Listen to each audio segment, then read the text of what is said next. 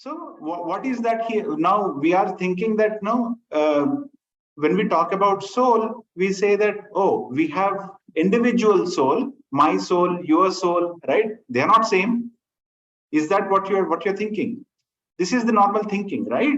We say, hey, my soul, I have a soul, I have a body. Then Gautam will say, Daddy, I have a soul, I have a body. Akshita will say, Uncle, I have a soul, I have a body. Now think about it.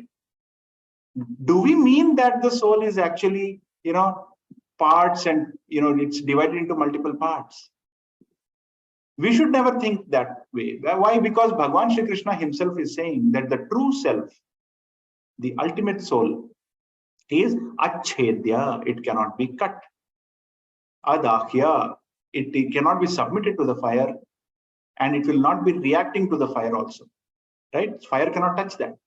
Ashoshya akledya. It cannot be wet, made wet by water. It cannot be dried up by the air. So these are the vital forces which cause the destruction in nature. If you see, whenever there is a destruction somewhere in a natural way, it is either through winds or through fire, wildfires, or it could be water like floods and all, right? Or there is one more thing which Gurudev very beautifully says: the most intelligent of all and the most dumbest of all also, human being, also destructs. How? He just breaks upon things, destructs. A lot of forests have gone, right? So that way, all these powers will not be able to touch the soul, is what was told in 23, 24. Let's go to 25. If you have books, can you open chapter 2, verse 25? Continuing about the soul, Bhagavan Shri Krishna says, and who can repeat after me? Who can repeat after me? Okay, Anshik. Avyaktoyam. Avyaktoyam. Achintyoyam. Achintyoyam. It is Avyaktoyam Achintyoyam. Avyaktoyam achintyoyam. Very good. Avikaryo. Avikaryo. Ayamuchyate. Ayamuchyate. First line again. Avyaktoyam Achintyoyam. Avyaktoyam achintyoyam. Avikaryoyamuchyate. Avikaryoyamuchyate. Tasmadevam. Tasmadevam. Viditvainam. Viditvainam. Nanushochitu. Nanusochitu. Arhasi. Arhasi. Nanushochitum arhasi. Nanusochitam arhasi. Again, 2 lines. Avyaktoyam achintyoyam. Avyaktoyam achintyoyam. Avikaryoyamuchyate. Avikaryoyamuchyate. Tasmadevam viditvainam. Tasmadevam viditvainam. Nanushochitum arhasi. Nanusochitum arhasi. Very good. Avyakta. The word avyakta means unmanifest. Now, I'll give you an example of what is unmanifest. This is a new word and we should all understand it carefully. So when you take a coffee seed or like any other seed, right? Mango seed, for example. You have seen mango seed, it is in the center of the fruit, right? When you eat all the mango, the leftover is the seed. How many of you have seen that seed? You all have seen that mango seed. Now, when you see that mango seed, what do you see? Something dummy, hard, right? No life, nothing, right? But what will happen if I plant that seed into the soil? A new sapling comes out of it, right? And it grows into a big tree. The tree will have multiple such mangoes. Now, that is the present state. Now, if I roll back, if I do a flashback of where I started from a seed. When we look at the seed, there is nothing which my senses can perceive. For me, what I see is some dry object, hard enough that I can touch and feel.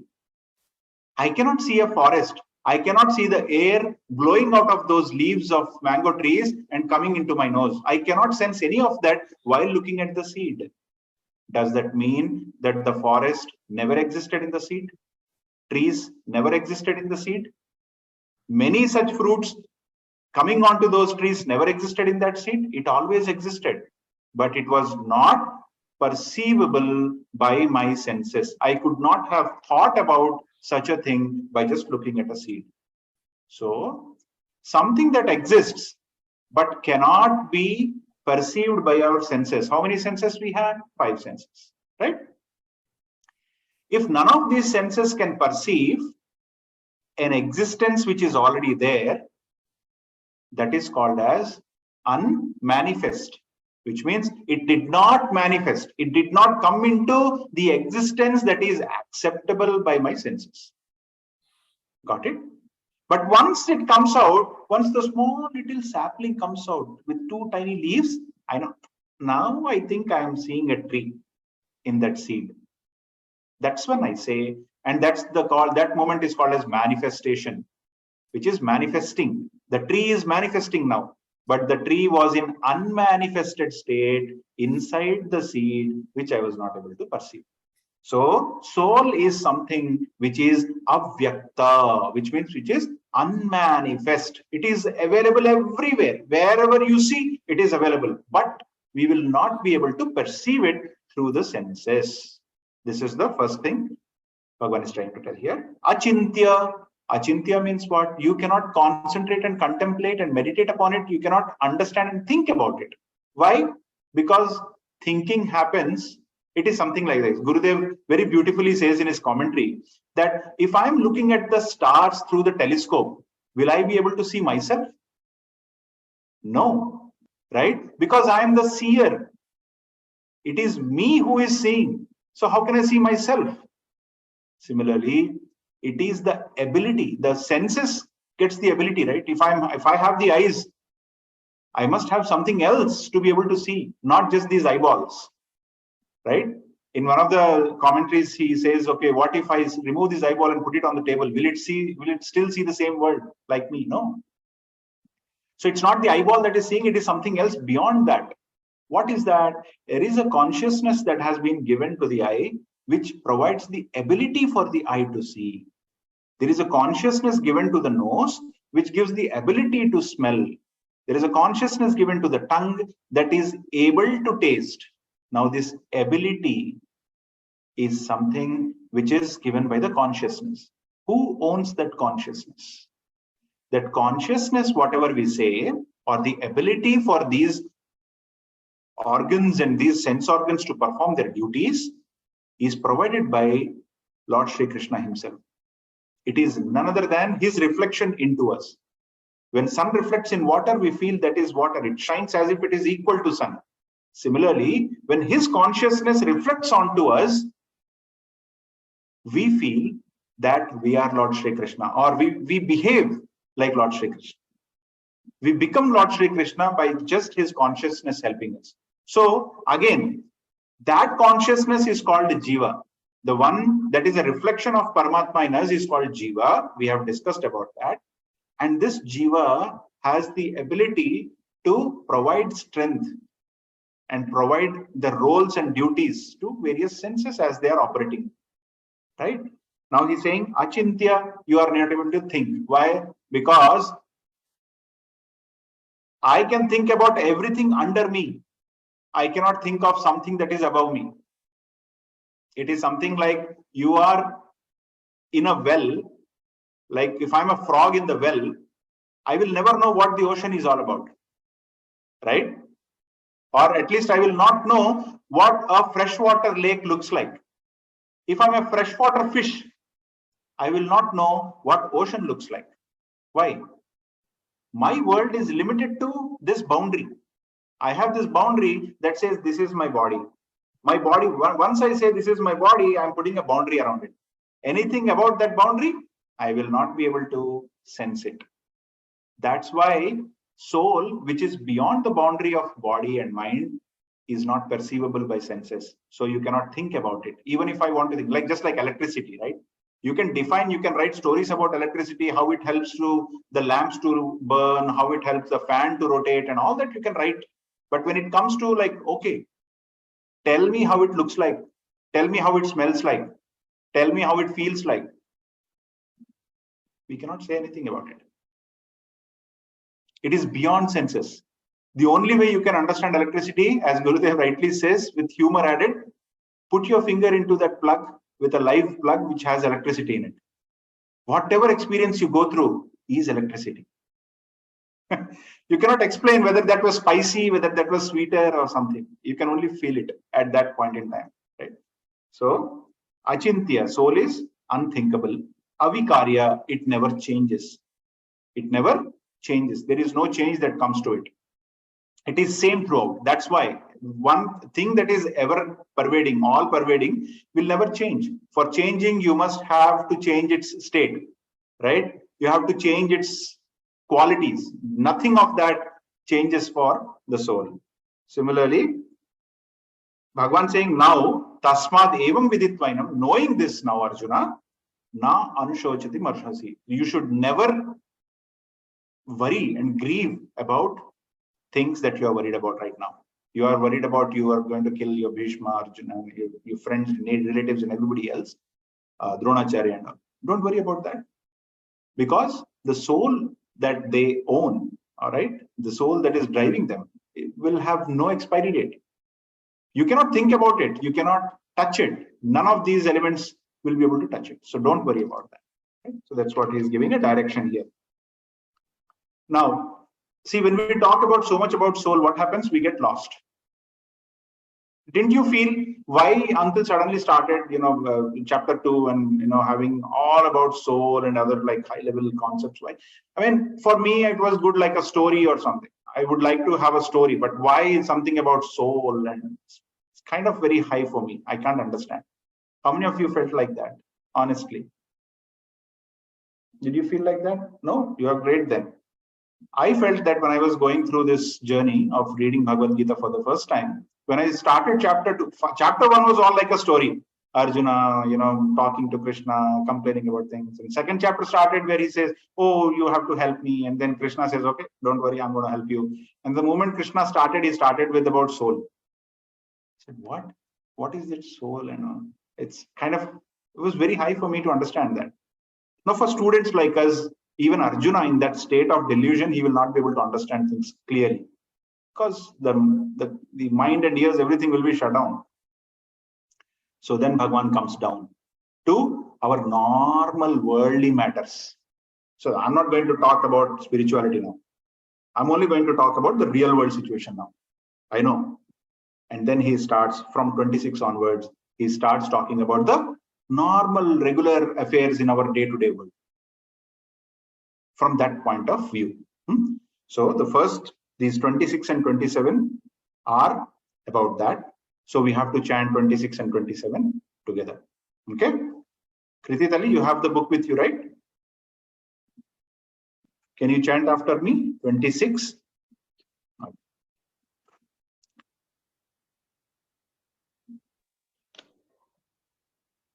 Atha chainam nitya jatam.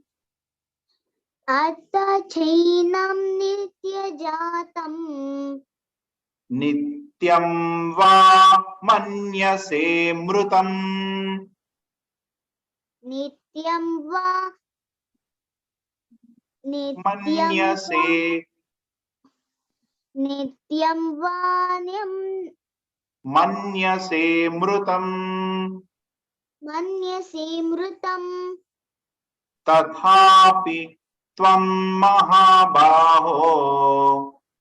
Tatapi tvam mahabaho. Tathapi tvam. Tatapi Tvam Mahabaho Mahabaho Naivam Shochitum Naiham Shochitum Arhasi. Arhasi 27. Jatasya hi Jatasya hi Dhruvo Mrutyuhu Dhruvo Mutraho Dhruvam Janma Dhruham Janma Mrutasya cha Mritasya cha Tasmad Tasmad Apariharyerthe Aparihadyete Natvam Natvam Shochitum Suchitum Arhasi. Arhasi Gautam Sheetal, will you be able to chant? Come closer, can be louder. Atha chainam nitya jatam. Louder. Nityam va manyase mrutam. Tathapi tvam mahabaho. Naivam shochitum arhasi. Akianshu 27. Jatasya hi dhruvo mrutyuhu Jatasya hi dhruvo mrityuhu dhruvam janma mrutasya cha dhruvam janma mritasya cha tasmadapariharyerthe tasmadapariharyete natvam shochitum arhasi. natvam sochitumarhasi. Very good. Atha cha enam nitya jatam. Even if atha means even if, even in the case atha, even if you believe Krishna, Arjuna, like many others, like you and me, all of us together, those who do not want to think about spirituality, those who do not believe in soul, nothing like that. Even if you want to talk in the regular material world of, the material affairs, you see this world, everybody is constantly being born and constantly being died. So one who is born must die, right? So nitya jatam and nityam va manyase mritam. Constantly they are, they're taking the birth and constantly people are dying. This is a cycle. You cannot control it. Even if you don't kill it, there will be a time where they will be dead. Whoever you are feeling like those alive will not be existing anymore. Tadhapi tvam. That's why, even from that perspective, if you think, Arjuna, you should not grieve about something that you are losing now. You may keep it now, but anyway, it's going to be lost. At some point in time, you will lose them. They will not be available. So why do you worry? Why do you worry? So you want to worry from now onwards till they go? Because there is no time limit, right? Even if you don't kill them today, they will die at some point in time. They will lose their lives. They lose their body. At that point in time, again, the same grief will come. So why do you have to worry about that right now? Don't worry about that right now.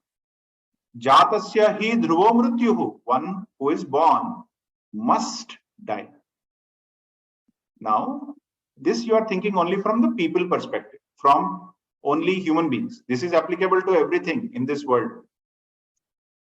Plants, animals, insects, everything that is born, including the non-living things like mountains.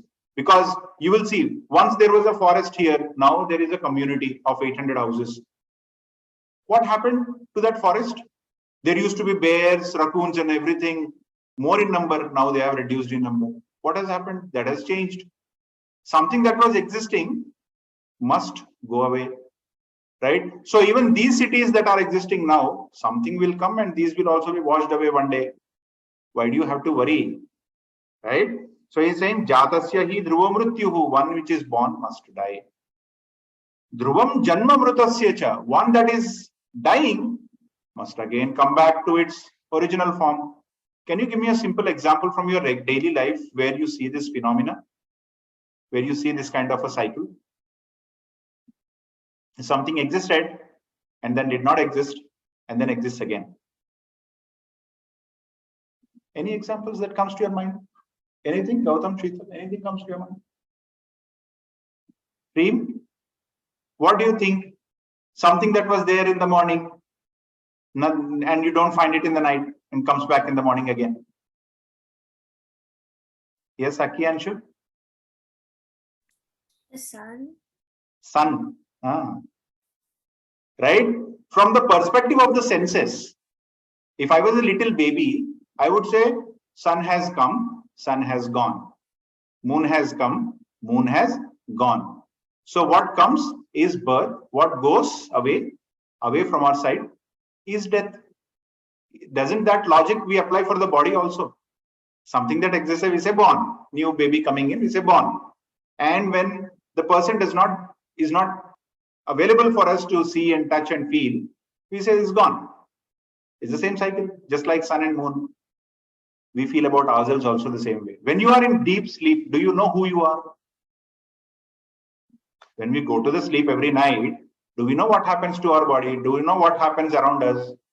No. But next day morning, we feel as if we are a fresh new day and I feel I am back. Pavan is back. But when I go to the deep sleep, where is Pavan? Gone. So we die every day and we are born every day. That is one of the beautiful examples. The beautiful examples where you can correlate how life happens after death also. It is exactly the same. Bhagwan gives us the pleasure of experiencing it every day. We forget that fact.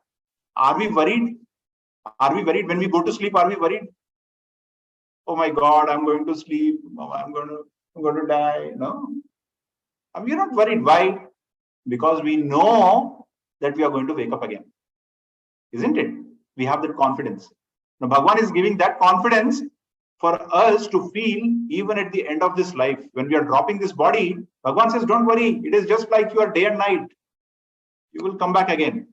That's the confidence this particular verse is giving to us. It says, Jatasya hi dhruva mrityuhu, one which is born must die.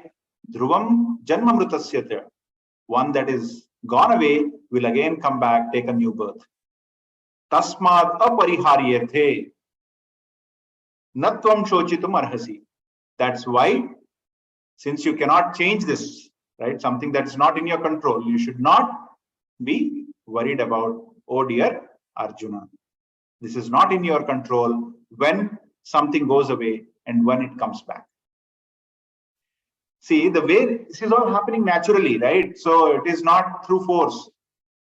It is not through force. Even if you see a flower, Gurudev in his commentary explains very beautifully, when a flower comes on a plant, what is the duty of the flower? Can anyone tell me?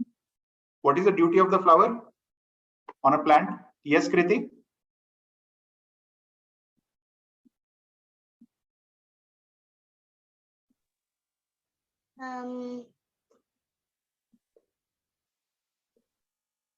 It is to attract bees and insects. Why it should attract?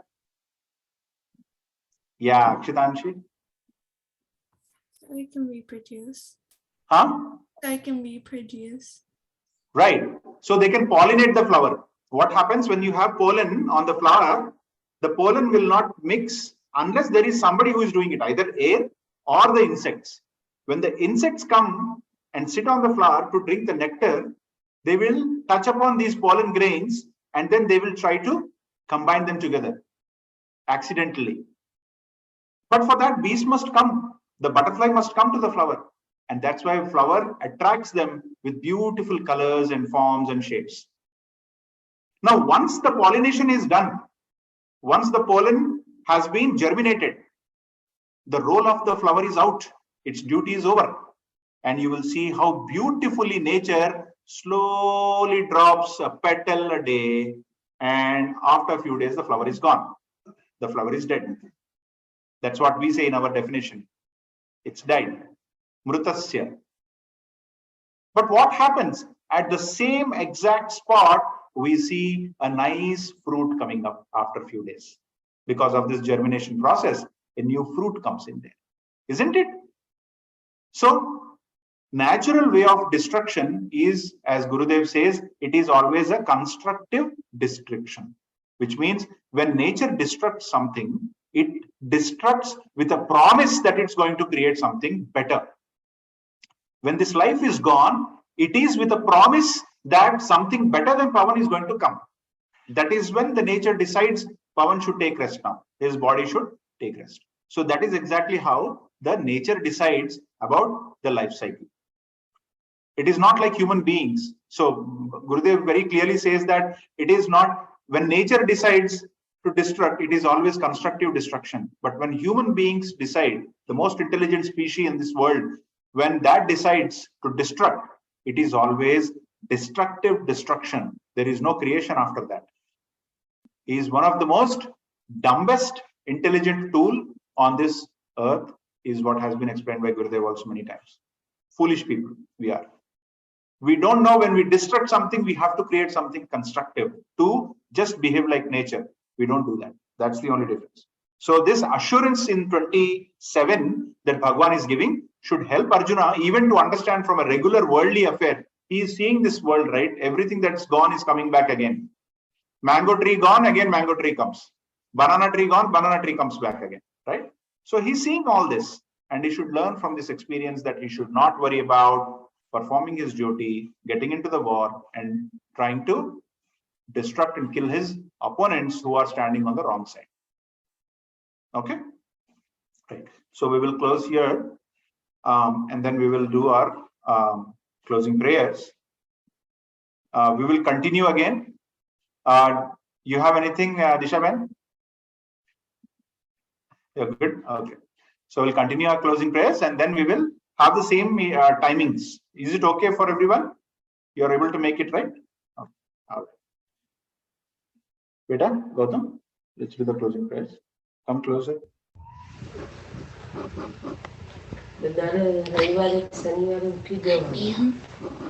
Om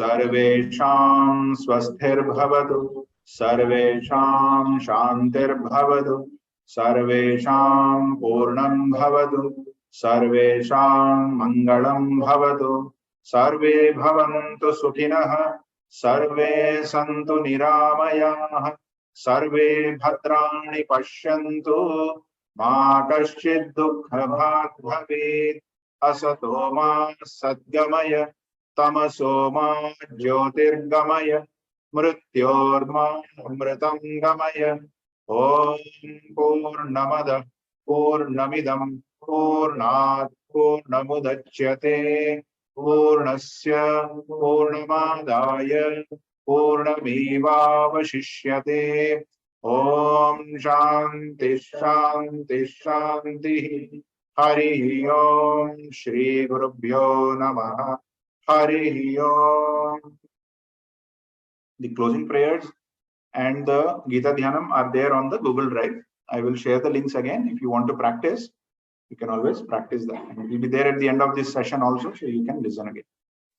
Just to tell you what Purnamada means, it is nothing but what we have learned in the soul part of this particular, from 10 to 26, whatever we have learned, that is nothing but in a very tiny capsule is that mantra, which is called Purnamada mantra, right? It means that soul and Brahman, the ultimate energy, is one, right?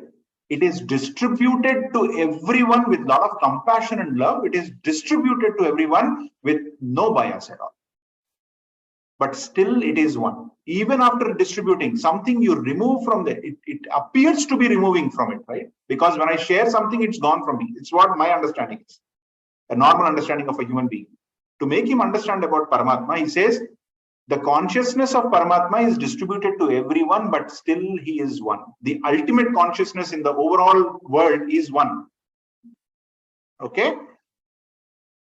Like the gold ornaments. Even if the gold ornament, you make millions of gold ornaments, but the gold existing in this world will always remain the same. It will not increase, it will not decrease.